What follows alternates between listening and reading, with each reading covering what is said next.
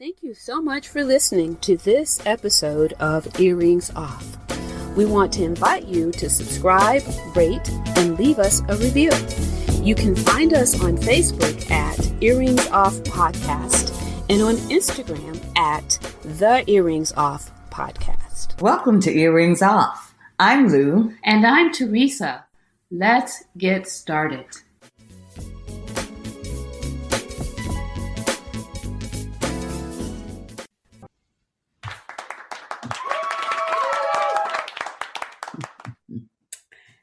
Well, welcome to Earrings Off. As always, I'm Lou. And I'm Teresa. And we are excited that you decided to join us today. And Teresa and I are in pink because it's Breast Cancer Awareness Month. Teresa, how are you doing? I am doing very well today. How about yourself? Well, doing well. A little tired, just a little tired. We had to travel for my aunt's funeral, and I started to put this under our good news segment. Of course, it's not good news that she passed, but my aunt Roxana was almost 101, and she lived such a long and healthy life. So even though, it was certainly a sad time, and we tried to be there to support her children and the rest of the family. But the good news was that I got to see my extended family. Mm-hmm. And in addition to comforting each other, we shared stories about our childhood, and we laughed a lot and reconnected. And at the service, I got to hear some songs that I remember from when I was a little girl, the songs that they sing at funerals to sort of, they reference and they signify the passing of someone, but they also talk about the hope for the future. So it just sort of took me back. And so it was really a good time. Yeah. I can see that. I mean, it was a celebration of her life. Oh, of course. I mean, almost 101. What else can you ask for? Yeah. I know. Yeah. I tell you, I just enjoy whenever I go home. My church is an old country church, and the same thing. We hear those old hymns and sing. It's just amazing. Yeah, and it just sort of does something to you. It took me right back to when I was a little girl. And so it was just good. It was really good. So, yeah. So you're doing well? Yeah. Mm-hmm. All right. Good. Okay. All right. You ready to get started? All righty. So today, folks, we're going to talk about breast cancer. It's Breast Cancer Awareness Month, as Lou stated. And listen, when we talk, folks, don't go, yet another topic, another time for us to talk about breast cancer. But it's important. And we're going to go there too. So. And you can't talk about it enough, really. You can't. Yeah. So, admittedly, a breast cancer prognosis largely depends on the type of breast cancer you have and the stage at which it was diagnosed. The good news is that the prognosis has improved considerably over the years. Mortality rates are decreasing thanks to improved screenings and improved treatment. So we all, like we said, like Lou just alluded to, we all know about breast cancer, but some of the things that you don't hear talked about a lot, we're going to try to cover today, like early detection and why it's important. We're going to share some statistics, as well as we're going to talk about some of the stigmas around breast cancer and why we should really let those go, right? Okay? Yeah. So breast cancer is a complex topic, but understanding the importance of early detection and what to look for doesn't have to be. We need to educate ourselves so that we can help others. And this is for men and women. because it can impact any of us, right? Breast cancer is treatable when it's detected early. When breast cancer is detected the earliest, while it's in its localized stages, the 5-year survival rate is right at 99%. Wow. Yeah. Right? That's pretty good. Yeah. So That's early excellent. detection is a big deal. If your breasts look if your breasts ever look or feel different, you should talk to a doctor right away. Some common symptoms can include the appearance of a new lump or thickening in or near the breast, a change in how the breast or nipple looks or feels, and any discharge, particularly clear or bloody. Um, however, these are not the only signs or symptoms. Any change in the way your breasts look or feel is a reason to schedule an appointment with your doctor right away. Okay? Yeah. Yeah. Breast self exams, clinical exams, and mammograms are critical for early detection. Practicing breast self awareness helps you to know the normal look and feel of your breasts to compare any changes against. If you notice a change, you can report it to your doctor. It is recommended that women ages 40 and older who have an average risk for developing breast cancer get a mammogram every year. Mammograms can often detect breast cancer before a physical lump is felt. So Lou, I want to share a story right here if you don't mind. So Yeah. my mother is a breast cancer survivor. Mhm. She was diagnosed with breast cancer before she was 40. Okay. Yeah. Yeah. And she found her lump herself. She found her lump and went to the doctor and they did a biopsy and we found out that it was cancer. So she's still here. She's a survivor and doing very well. But it was due to that early detection and the self breast Yeah. exams that she administered that helped her along that way. Yeah. Yeah. I tell you, and I have a family member that was diagnosed at 32 with breast cancer. And so we've certainly had that impact our family as well. And Teresa, I don't know about you, but I got an email notification the other day that it's time for me to schedule mine for November. Mhm. And Yeah, when I get it, when I know that it's time or I know that it's coming, I just get nervous. It's like, yeah, okay. And I don't relax until I get my results. When I'm in there, I'm trying to read the text face to see, did they notice anything? You know how you do. It's like, can I yeah, detect yeah, something? Because I just want to know sooner than they yeah. tell me. But But I I'm tell just you, always nervous about that. well, yeah, Lou, you're not alone in that, right? It is a real thing. So whether you've had it or had breast cancer or not, like in your case, you're just doing your routine mammograms. Yeah, yeah, There is a thing that is it's common for us to feel a certain type of way because we're anxious about it, right? yeah. There was a woman that I saw in preparation for this.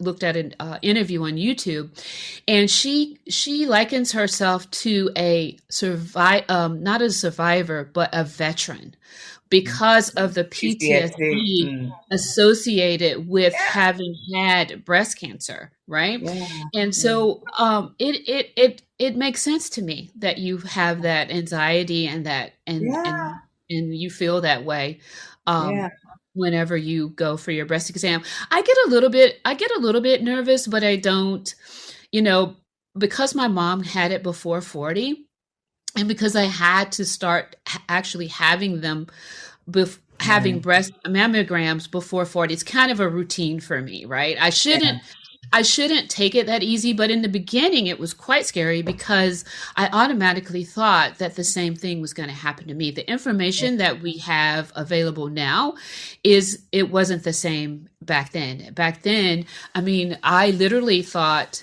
that I was going to lose my mom, you Yeah, know, of because course. that's what was happening whenever women uh, got breast cancer. But Yeah, thank God she survived. You know, she survived. yeah.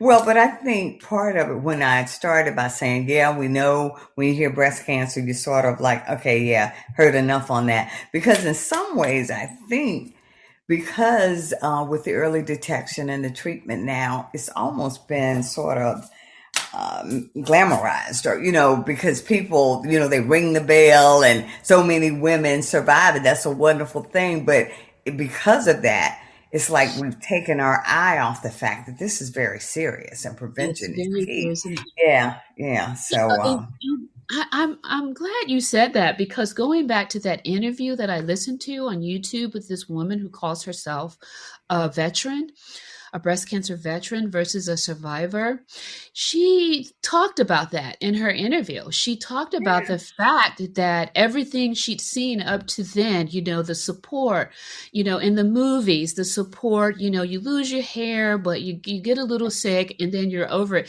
She said it's nothing like that. It is serious. She was really ill. She had support. She had a good support system and she was very thankful for that, but she wasn't expecting to be as sick as she was. You right. know, That's what I meant. again, Yeah, yeah, yeah, again, yeah. that where she got the veteran title versus the just a survivor. Interesting, Right, interesting. right, right. So, Teresa, let's talk a little bit about the stats. Okay. Um, Breast cancer mainly occurs in middle-aged and older women, but like you said, there certainly women can be diagnosed younger. But the median age at the time of breast cancer diagnosis is 62. Breast cancer is the most common cancer in women in the United States, except for skin cancer. It's about 30%, one in three of all new female cancers each year. Um, about 288,000 new cases of invasive breast cancer will be diagnosed in women. That's Wow. a lot. Mhm. That is a lot. About 43,250 women will die from breast cancer. And now, when you think of that number, and Yeah. then you think about the impact on their families, Oh gosh. their neighborhoods, their communities, that's startling. Some variations in breast cancer can be seen between racial and ethnic groups. I am just not surprised at that. But the median age of diagnosis is slightly younger for Black women. Like I said earlier, I had a family member diagnosed, I think she was about 32. Black women have the highest death rate from breast cancer. Yeah. And Teresa, I'm pretty sure that ties into the conversations we've had in the past about, when we go to the doctor, we're not receiving the same level of care uh, that other people may receive. Black women have a higher chance of developing breast cancer before the age of 40 than white women. At every age, Black women are more likely to die from breast cancer than any other race or ethnic group. Wow. Yeah. Yeah. Yeah, so advocacy, for sure, is the thing that I want to say about that. You cannot take no for an answer. Or if you have a feeling, and that feeling is real, and you should not let anyone tell you otherwise. Going back to that same interview that I watched with this young lady, she happened to be a Black woman and she had to fire her first oncologist because she was experiencing some very real pain. And they were telling her, no, you're not. And she's like, I need help. And since you're not going to help me, I'm going to have to let you go and get another doctor. So we have to be willing to have those tough conversations, and we have to be willing to get a second opinion, third opinion, whatever it is, and we have to ask for it. Well, Just don't. you and I did a podcast. I think it was You Are the CEO of Your Health. That's right. And at the end of the day, you have to be the one to advocate for yourself. To know you may not be an MD, neither am I, but you Nope. can read, you can process, you use those same skills in other areas of your life. So don't be intimidated when it comes to your health. You can look up words, you can consult resources, and you can ask questions to make Right. sure what you're reading and what you're processing is That's right. actually on point. And there's nothing wrong with that because I'm sure with no disrespect to medical doctors, but if they go into some other areas, they too would be confused. So don't be intimidated by that. That's right. You have to take control of that because that's your life, your health. And And so, your body. yeah, Mhm. exactly. Yeah. Yeah. So, And I mean, it's a real thing. We need to, number one, know our bodies. We know when we're not well. We should know, right. right? And we know And when something feels different, you well, know? when it doesn't feel right. Yeah. Yeah. Yeah. Very good. So, was that it in terms of statistics, Lou, that you wanted to share? Yeah, why? Did you expect me to do more research? Are you trying to say I'm lacking or something? That's what I got. Okay, let's go with that. You are you are so funny. I just wanted to give you That's your it. time. Okay, man. All right, stigmas. Okay. Shame or embarrassment surrounding certain topics often keep conversations about women's health in the dark, and this is one of them. For example, a person that has never talked about breast health with someone else might feel like this topic is just too personal. That's an unconscious stigma. They may not know why they don't think it's appropriate to talk about the breast health, but their behavior and or reaction shows that that's a stigma. Mhm. Understanding common stigmas can help empower you for conversations about health, about your breast health. Let's talk about them. A stigma. This is a stigma. It's too private or embarrassing to talk about my body to others. What do you think about that? Yeah, Another yeah. way to look at it, yeah, yeah, right? Mhm. Another way to Mhm. look at it is I will find someone I trust to talk to. My doctor, my partner, a friend, a loved one, someone I know that cares about me and they won't get embarrassed, Mhm. right? Mhm. That's Yeah. another way to look at it. Everyone needs support and encouragement to prioritize their health and seek help when needed, me included. So, just another way to look at it. This is another stigma. Breasts are sexual. To me, that's funny. Breasts are organs that need medical care like any part of our body, like the rest of our body. So, Mhm. don't think of it as just being sexual. Mhm. Um, Breasts are a part of our bodies. Breast cancer is too prevalent to be afraid to talk about it, right? Another stigma. No one in my family ever talks about breast health. So, another way to frame that, I will be the one to change this pattern because my family's health matters, Mhm.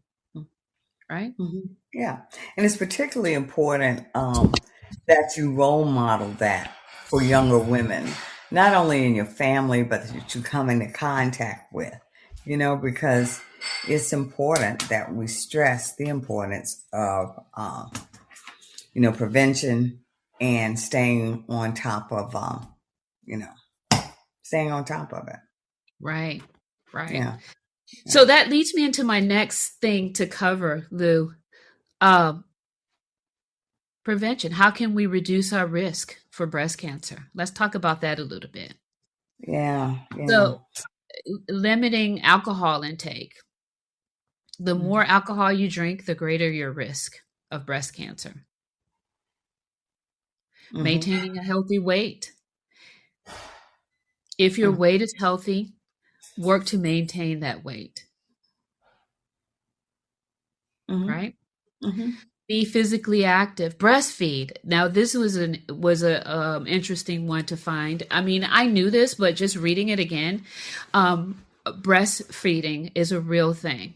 Like Yeah, if it we is. Yeah. more people should be. I mean, it's so easy to do that. But of course, there are women who have problems, so I don't want to minimize that. Yeah. But Yeah. if you are physically able to breastfeed, that's the best thing you can do for yourself and your baby, right? Yeah. Yeah. And then limiting postmenopausal hormone therapy, you know? Yeah. Yeah. That's very important. Yeah, right. Mm-hmm. Mm-hmm. Yeah. Okay.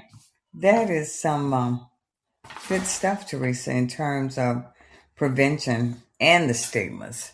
And of Right. course, at the forefront of all of this, the highest priority, of course, just like you said, prevention, but make sure you're doing your monthly exams. And if something feels funny, please don't hesitate to go get checked out.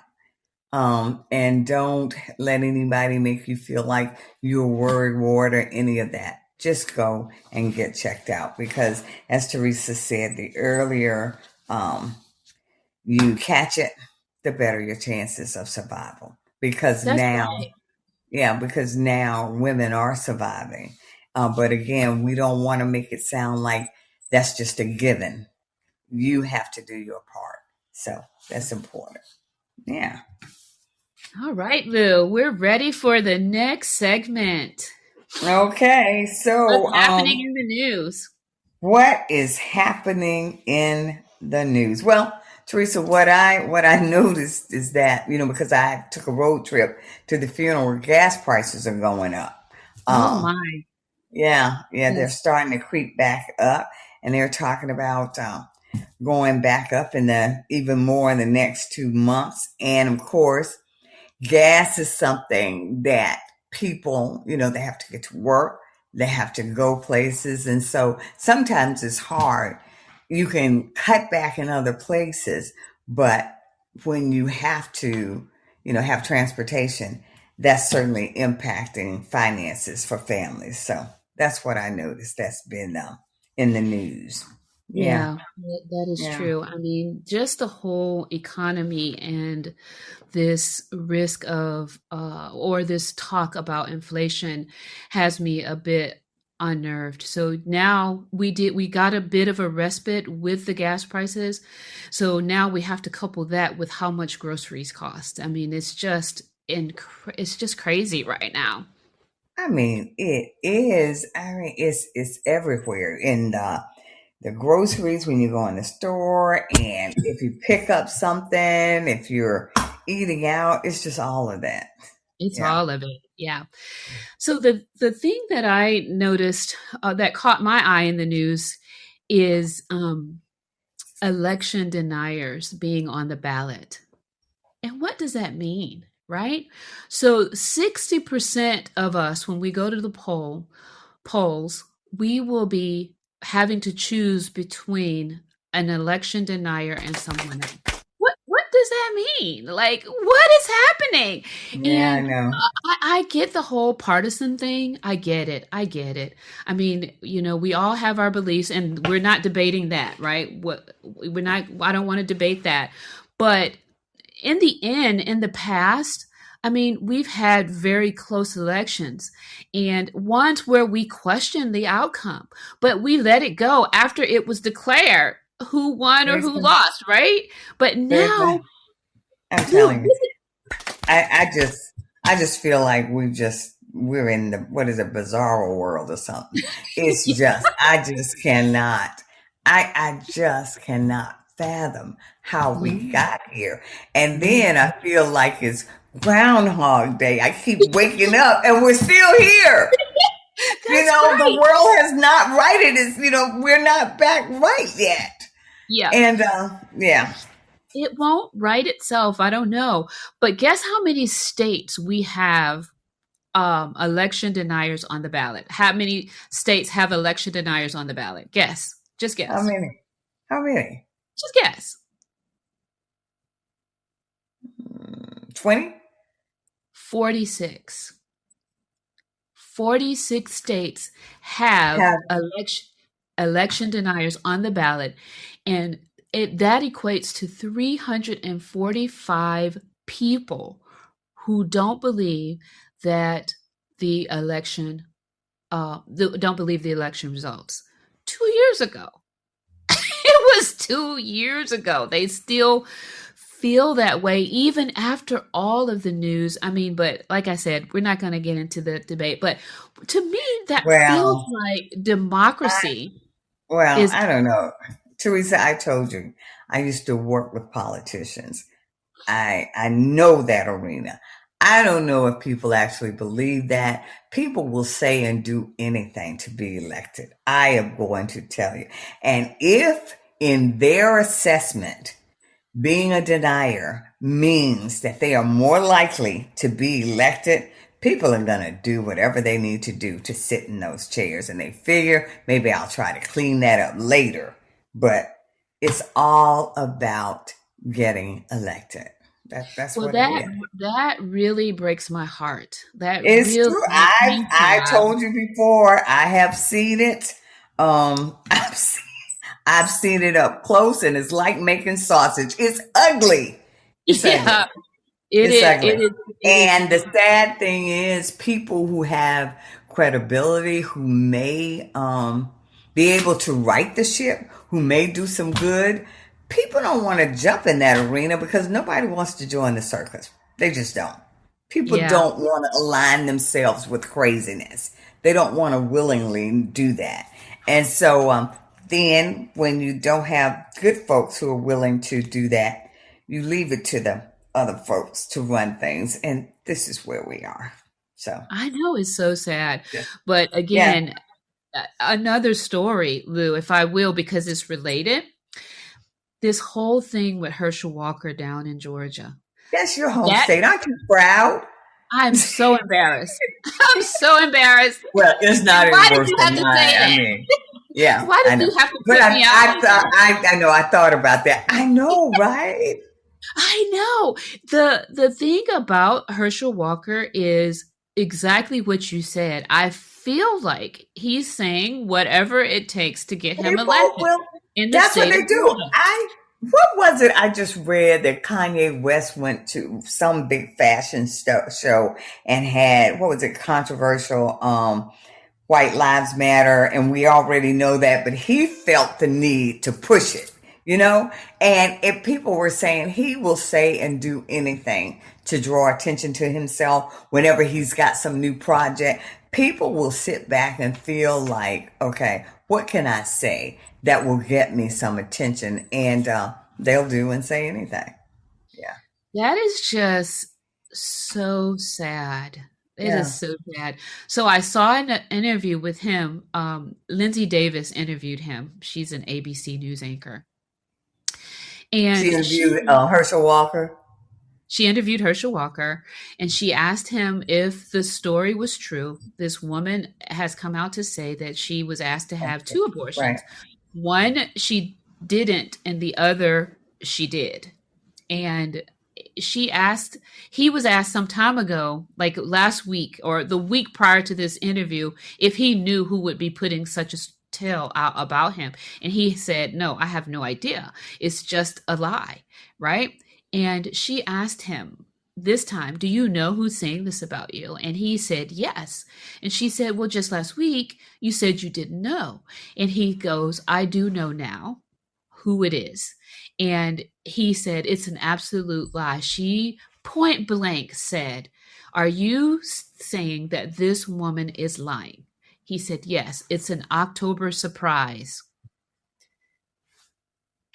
And it's a flat out lie. And I'm just going to continue campaigning as if nothing was ever said.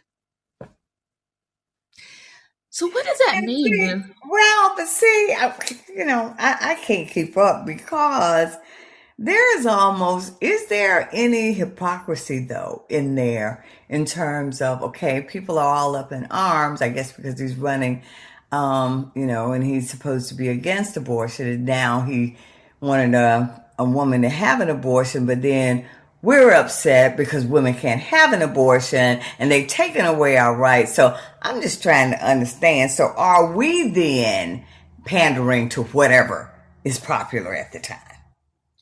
Girl, I don't know. Pick a side. Pick a side. That's all I'm saying.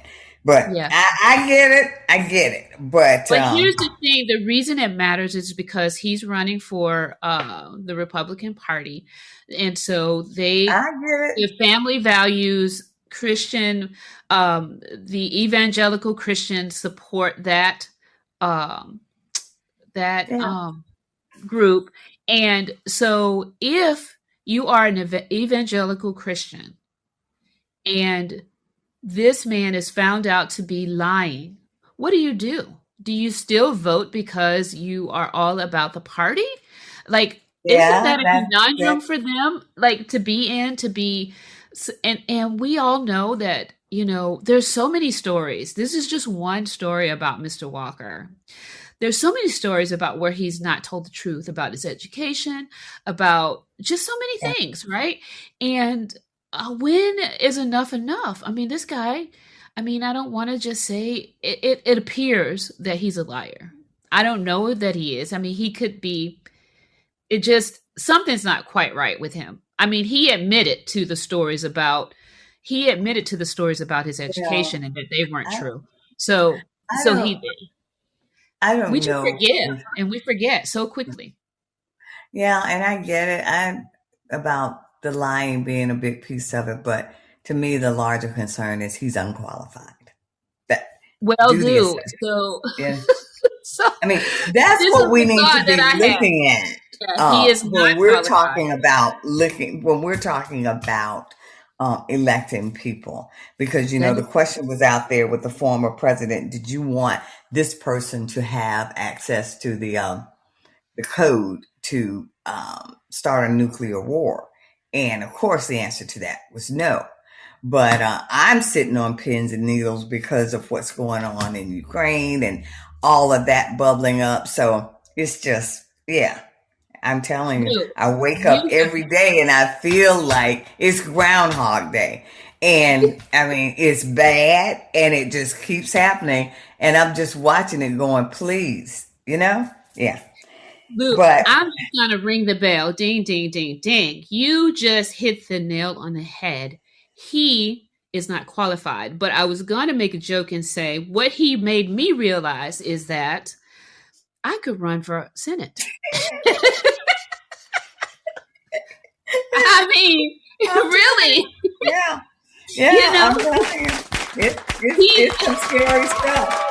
he's actually getting support, and people don't care because they want their party to win. Exactly. And that's where we are. They place party above the welfare of this country, the well-being of this country. Well-being of this And country. yeah, that's I just never thought I would see the day. I I never thought I would see the day. and I tell you in just to be transparent, I grew up in the South, so I grew up hearing a lot of the songs about patriotism and how you love the country. And so that stuck with me. And when you grow up and you see people taking sides like this, and it's all about their party with no regard for what's happening to this country, you just, these are scary times we're in. But when I look at it, Teresa, what I keep remembering is something that's, on a basic level, about a house divided cannot survive. And what we're doing now is just to the detriment of us all. It And is. that's what's scary to me. But, Teresa, on another note, I'm constantly keeping up with sports. And when I get up in the morning, I have to check ESPN and Bleacher Report and everything to see who won, what happened. But the story, what's going on now, is that scandal about Brett Favre. What was that? Yeah. See, I knew when I said that. Okay, Teresa, you could pretend that you're trying to work with me on this. He used to be a quarterback for the Green Bay Packers, quite popular. I think he was there before Aaron Rodgers. But anyway, now here is this man who Rodgers. was very successful Yeah. in the NFL, but he has been embroiled in a scandal in Mississippi where he allegedly was paid $1.1 million from welfare funds. And he received this money that was designated for needy families in that area because he wanted to get a volleyball facility built at his alma mater. And he talked with the governor, and I don't know whether these people were impressed with him and the people who were managing the funds, but it is a big brouhaha now because What? $1 you didn't hear million? about that? I did not hear about that. And you're saying And they have text messages that they've now found where he said he didn't know, that's where the money was coming from, but they have, I've seen one text that allegedly came from him where he's asking, will people be able to find out I received this money? Is there a way it can be, that I'm not, implemented in this, that I'm not called out or no, I'm not, they're not told that I'm involved in this. So implicated, that's the word I'm looking for. But anyway, so he, the state, he received this money. And it was to go to the University of Southern Mississippi. They received $5 million in welfare money. He wanted a new volleyball facility on the campus. so Welfare funds, which were intended, and now in that state, I read somewhere, I didn't include it in this, that I'm trying to remember, I know the average income is very low. It is not, a well-off area. And yeah, he's misappropriated welfare money. Yeah. So Lou, you said that this man was a very popular quarterback. Yeah. Very So much. when you Very said much very so. popular, was he a high paid? Was he? Yeah. So Yeah. why couldn't he just use his own $5 million? Well, you know what, Teresa? That's a good question. You know what I thought about? This is what I'm saying. We have just lost something. Because when you have money, I've seen this too. I really have. When some people have money and they get used to getting things free, like they get all the perks that come with that status and that position, they start being reluctant to spend their own money and use their own funds for things because much of their lives have been lived around people giving them things. People are sort of mesmerized by them. They get the best seats, they get free tickets, they get, escorts, they get the perks. And people feel like, well, I shouldn't have to pay for that. Let the little people pay for that. And it becomes, they sort of lose sight of it. But these are welfare funds. And, I used to sit on the State Board of Social Services and used to be a social worker. I cannot believe someone would not think in their mind that this is wrong. Not only that, Lou, what was the impact of that? Did some people go hungry because they didn't have that $5 million? That's what I'm thinking about. How did these people who suffered as a result of him getting a volleyball stadium? Well, yeah. But then, this is at the highest level in the state. But you said something, Lou. He knew it was wrong. If he didn't want to be implicated, he knew it was wrong. But the governor sort of, from what I read, tried to push back with fire a bit like, this might not be a good idea, but they still went along with it, allegedly. Okay. But yeah. Girl, that blows my mind. I did not know about that. That's not been in the mainstream news, has it? I haven't seen that story. Teresa, it's been, but you may not read that, but yeah, it's been all over. It is. When I saw it, I was like, are you kidding me? But then I've seen people operate sometimes, and I do know it's almost like they get in a bubble where they have a lot of money, but you might be expected to pay for something, but certainly you don't expect me to pay for it, you know? Mm. Yeah. Yeah, yeah, I guess I haven't reached that status just yet. Trying to. But But yeah, no, but that's I not would cool. hope, but I would hope, um, when you reach it, that you can process still that, okay, that's not something I should be doing. That's just Right. not right, you That's know? not right. Yeah. But when you're operating like that and you sort of lose sight and you don't have anyone in your circle to help keep you grounded and Yeah. maybe check you, I think sometimes that happens. And then people can just get greedy, you know? Yeah, Yeah, that's true. you know? That's true. So, That's and unfortunate, and I hope. if your barometer is in any way, he was a quarterback, sure, made a lot of money, but if the governor thinks we can do this, Is the he's the governor governor. still in office? I don't know if they've what's happened with him. I know that there's an investigation going on Wow. now, but he Wow. clearly was implicated in these texts for because he wanted to get a volleyball facility, and money welfare funds were misused. Wow. That is just too bad. Yeah, yeah. Yeah. Yep. That is too So bad. yeah, Yeah. so a lot of stuff going on in the news. But Teresa, when you talked about earlier about one of the ways that you can prevent breast cancer was limiting the alcohol Yeah. intake. October is actually, what do they call it? Sober October. Where this Oh, is the month where have you heard about that? They no. abstain from alcohol. And certainly we've started the month, but you don't have to let that let you off the hook.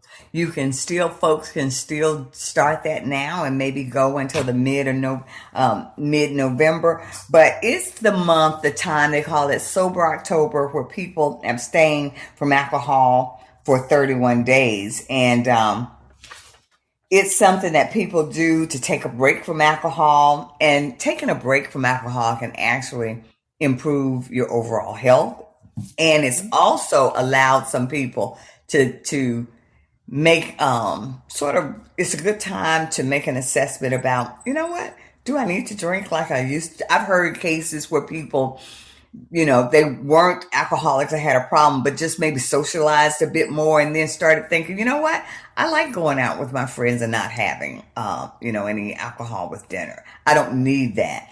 And so people have started this thing called Sober October, and it's a challenge where it's a good way to help reset the body. And again, it's a good time to help reevaluate your relationship with alcohol. So So, how are you doing? not doing that yet, and don't worry about it, because you know what? To steal a line from Tabitha Brown, that's my business. See, you know what? You always take things too far. You take things too far. That's none of your business. But Oh my anyway, goodness. I couldn't wait for you to finish. you know what? Whatever. That's my business. But I might be gearing up for next year, though. Don't you worry about it, okay? But seriously, Teresa, they Yeah, said I that know. I know. people I'm just kidding. experience overall improved cardiovascular health and weight loss. So Yeah, that's something. that's An right. improved immune system, improvements in memory, mood changes, clearer skin. So Yeah. it's a good time. Teresa, Yeah. you get on my nerves, okay? But anyway, let's go. You know what? Let's go on to the next thing. The Do you next have segment, this? yes, we're about to start talking about good things that are happening, right? Some good Okay, yeah, deeds. yeah, yeah. Okay, So I have a woman that I'd like to report about. Her okay, name is Karen Arkpan, right? I hope I'm saying her last name properly.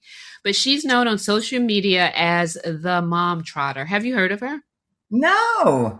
The Mom Trotter? Yeah. So she started her blog back in 2017 to document and share budget travel hacks for people, right? Uh-huh. So she wasn't a big spender, but she talks about how debt can sneak up on your lives, right? Uh-huh. So and the creep, she called it, ultimately caused her family to lose the ability to stay on top of their debt. Okay, so her Uh-huh. husband, she had a pretty decent job as a clinical researcher, and her husband stayed home with the son. So long story short, in 2019 she lost her job, but she Mm-hmm. continued to blog. Right, she continued to blog. They had an expensive home in California, Mm-hmm. so expensive mortgage. They had car payments. They had student loans, Mm-hmm. right? And they had, because she lost her job, really quickly depleted their emergency Right, funds. right, right. So Yeah, yeah, she yeah. thought, I can't live this way, and nor was it a good look for their son. She didn't want their son to learn. She Yeah. wanted to model a different style of living for her son. So guess what they did, Lou? Hmm. They sold their house and bought an RV with the proceeds. No, A I'm lot of telling people are you, doing that, they Teresa. bought an RV. And get this, now she's blogging about this all along, right? The first night she slept in that RV, she expected to not be able to sleep, because that's what she was experiencing. She didn't expect anything to change. She slept more sound than she had in a very long time. So Yeah, the you fact don't that have that stress, that debt stress on you, you know? debt, right?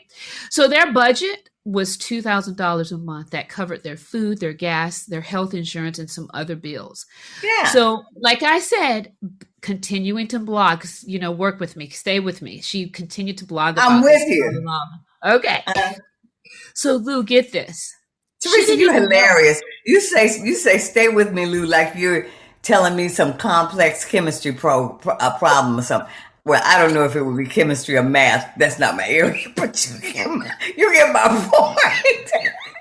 Go on. Okay. And I know you were like, you're so long winded. Take you Well, forever to that's say. well. You know me well. I'm saying to myself, "Good Lord." Yes, I do. Because you've said it before. Okay. Leave me alone. Leave me alone. Okay. So she's blogging, Lou, not knowing that you can make money from blogging. This woman went from zero to $10,000 per campaign. Now she didn't explain in this. Yeah, It wasn't explained what a blog campaign was, but just imagine if she's doing several of those a month. yeah. $10,000.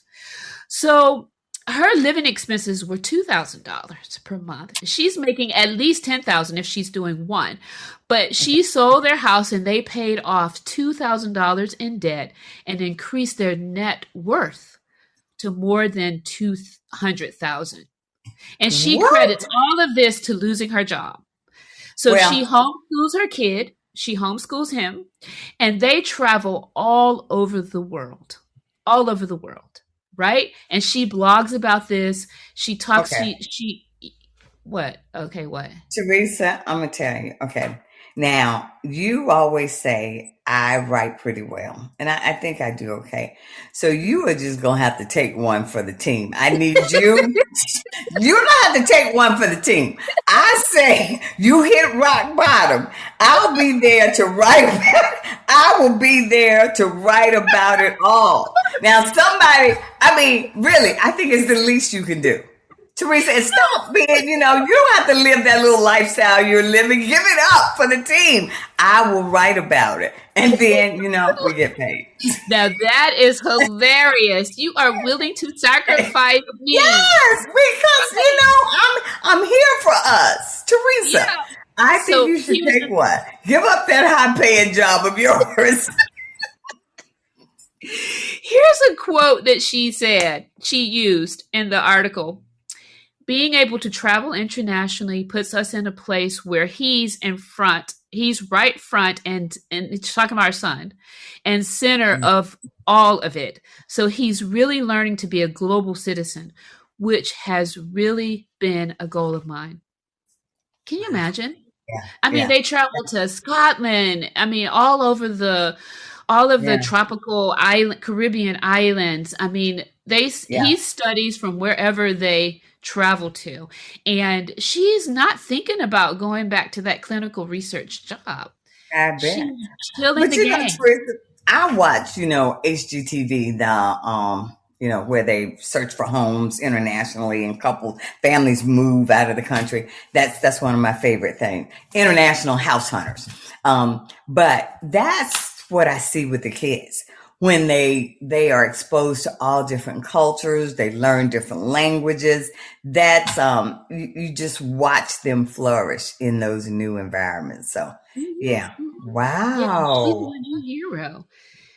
Of Yeah, course. that is Yeah. amazing. It's an amazing story.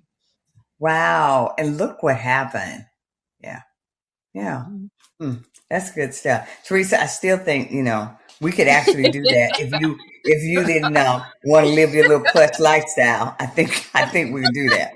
But my good news was about last week, I think it was, President Biden announced that he was pardoning thousands of people convicted in federal courts for the possession of cannabis. That's a lot Wow, of people, I saw that. primarily people of color who have been in prison. So he said that he was going to issue full pardons with anyone charged in a federal court. That the New York Times estimated that would clear up the rap sheet over perhaps more than 7,500 nonviolent drug offenders who have been held in federal prisons. That was Really. great news. And some Yeah. of them for a very long time because it was considered the same as some other strong Yeah. narcotics, Yeah. Yeah. Yeah. and we all know that marijuana, I mean, the Yeah. worst, I mean, they're gonna Snap. eat Yeah. everything in the kitchen and go to Yeah. sleep. But Yeah. it's what they tell me because I've never indulged myself. But I haven't. Really? Okay. No. I'll have to save that conversation, but offline. But folks, you get what I mean, right? Okay, go on, please. Go on.